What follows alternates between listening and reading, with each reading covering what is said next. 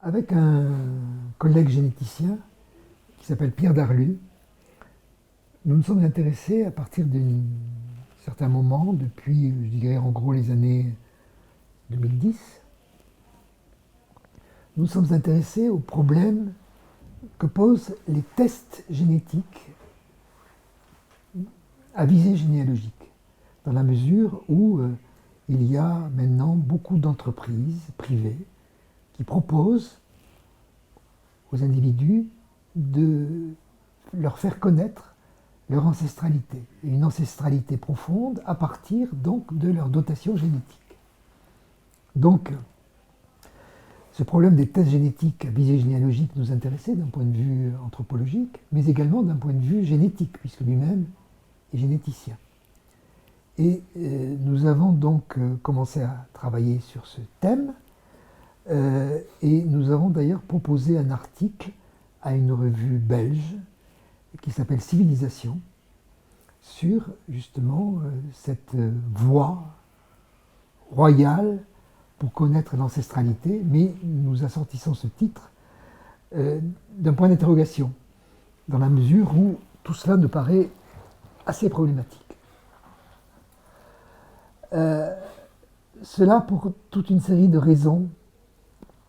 D'abord, parce que, dans un premier temps, ces tests étaient fondés uniquement sur des supports génétiques très spécifiques, à savoir l'ADN mitochondrial et l'ADN qui est supporté par le chromosome Y.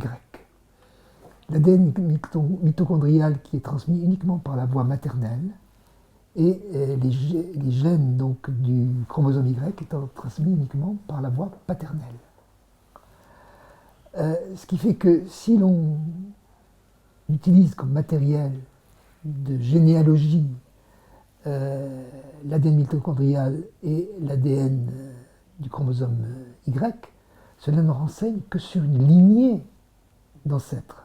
Une lignée très spécifique, puisque c'est uniquement la lignée en voie maternelle exclusive, et une lignée paternelle en voie de manière exclusive aussi, ce qui laisse de côté toutes les autres lignées qui ont participé au génome de l'individu. Bon, alors maintenant, il y a eu les progrès technologiques ont permis que l'on sonde l'ensemble du génome à partir donc de marqueurs très informatifs au niveau de l'ancestralité, hein, qu'on appelle les AIM, Ancestral Informative Markers, et qui permettent donc de voir de manière plus large quels sont les pourcentages d'ancestralité d'un individu.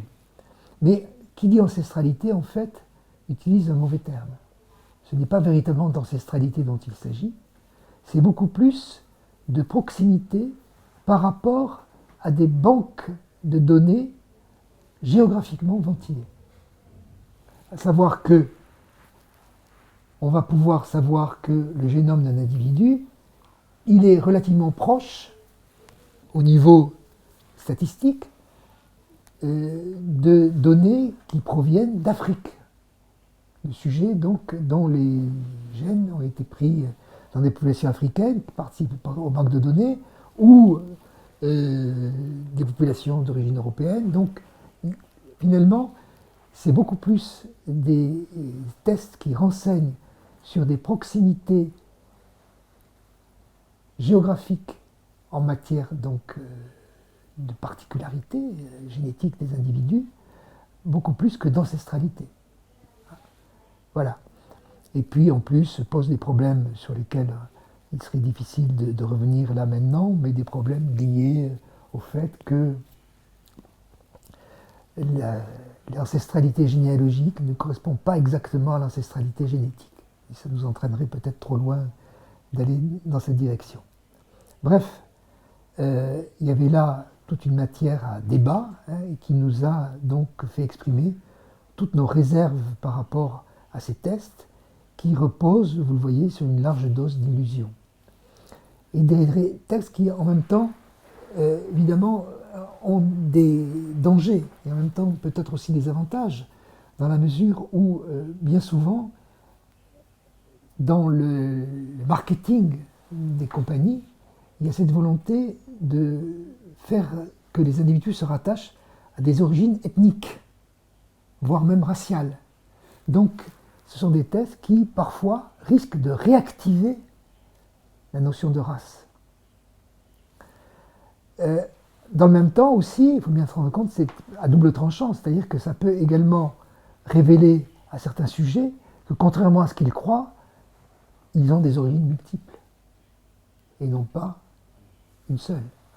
Et souvent, les Africains-Américains sont très très friands de ce type de test, dans la mesure où ça leur permet finalement de combler le trou généalogique qui est généré par la traite négrière. Donc, quoi de mieux pour eux de pouvoir se rattacher à une origine africaine qu'utiliser de tels tests. Et donc, il y a d'ailleurs des compagnies spécialisées qui se sont, en quelque sorte, focalisées sur ce type de clientèle. Et souvent, d'ailleurs, ça s'accompagne de mise en scène télévisuelle, par exemple, où des sujets sont convoqués devant une scène publique et on leur révèle in vivo quelle est leur origine.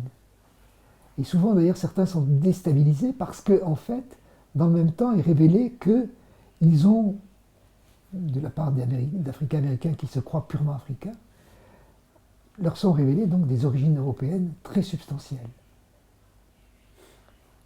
Voilà. Donc une arme à double tranchant et qui fait que finalement le public est souvent, disons, victime d'une certaine illusion, est capable de se rendre compte aussi que tout cela repose sur des probabilités. Et donc il est très difficile de saisir ce qu'il y a derrière en termes de raisonnement probabiliste. Alors cela dit, cela m'a amené à réfléchir sur la manière dont la notion de race a évolué avec l'entrée en scène de la génomique. Alors que toute la dernière partie du XXe siècle est un moment où la notion de race est abandonnée scientifiquement. Il y a une assertion qui est souvent développée, les races n'existent pas. Alors que c'est vrai que les races n'existent pas en tant qu'entité telle que la vieille anthropologie physique les profilait. Mais en même temps, cette volonté de faire disparaître scientifiquement la race a été, à partir du début du XXIe siècle, elle a commencé à être remise en cause. Remise en cause par un certain nombre, disons,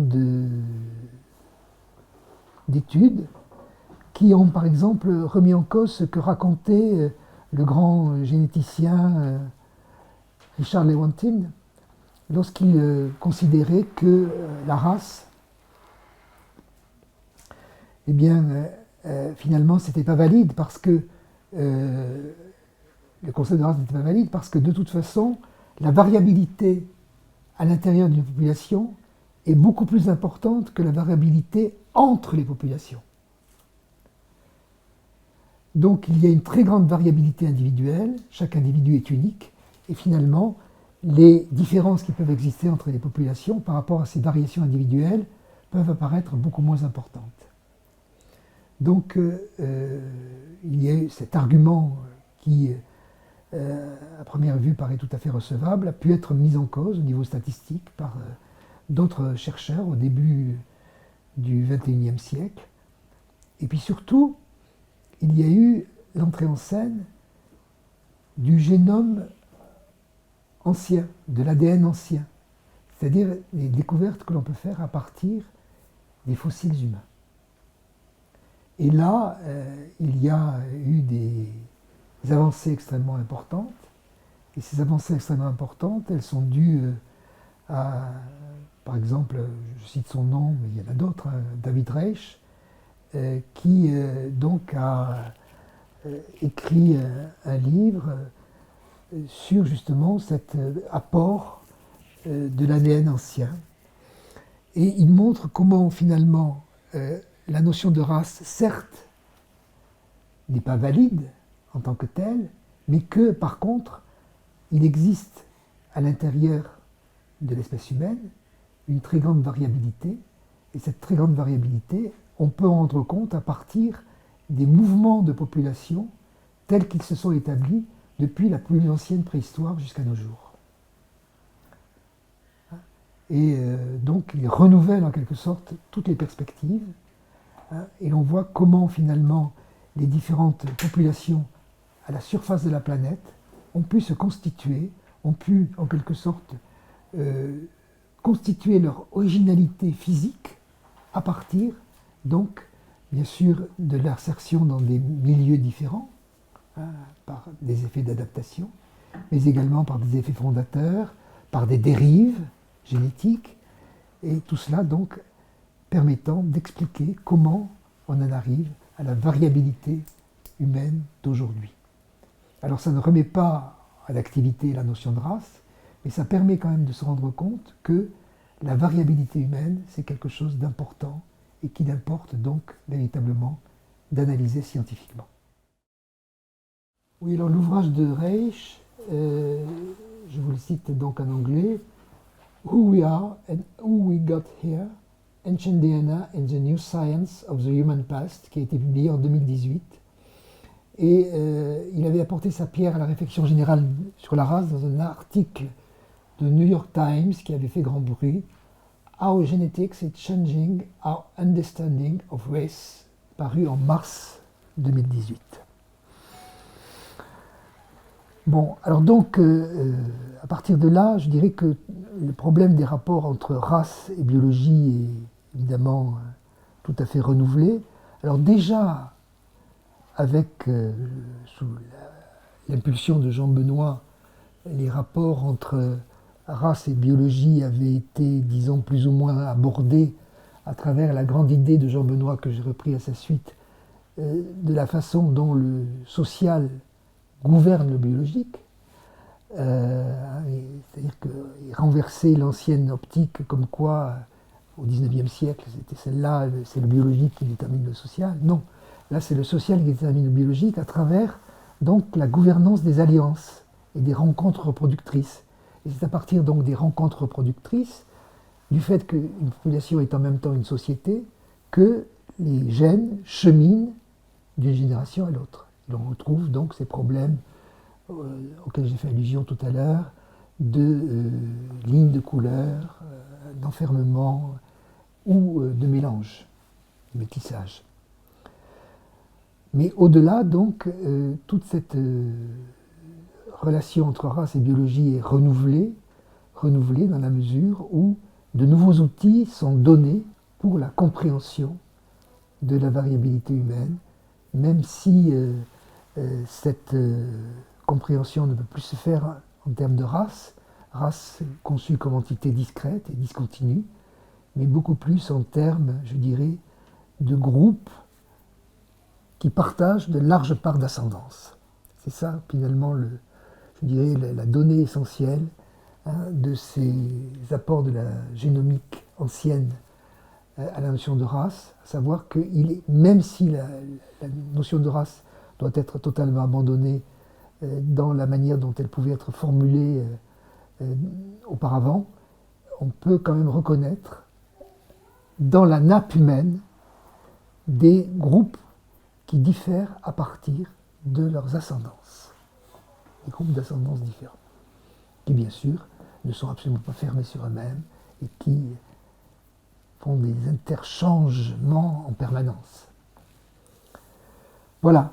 Donc tout cela m'a conduit à réfléchir sur cette notion de race telle qu'elle est utilisée aujourd'hui. Alors ce qui frappe aujourd'hui, c'est dans le langage, je dirais, politique, on pourrait tituler cela comme cela, un retour du lexique racial. C'est-à-dire que de plus en plus, les individus sont catalogués entre blancs et non blancs. On va parler de blanchité, on va parler de privilège blanc. Bref, il y a là, me semble-t-il, un retour. Alors bien sûr, ceux qui utilisent ce lexique racial proclament que pour eux, la race est une simple construction sociale, et que dans la mesure où cette construction sociale a des effets sociaux, il faut en tenir compte. Là-dessus, on ne peut que les suivre. Mais en même temps, le retour au lexique racial, me semble-t-il, oblitère un fait important qui avait bien été mis en évidence par Colette Guillaumin dans son ouvrage sur la race, dans les années 60, à savoir que la race correspond à une naturalisation de la différence. Et que donc, derrière l'utilisation de ce lexique, il y a toujours un arrière-plan, cette naturalisation implicite. Et même si on dit que la race est une construction sociale, malgré tout, on est renvoyé de manière, je dirais, presque inconsciente à cette naturalisation.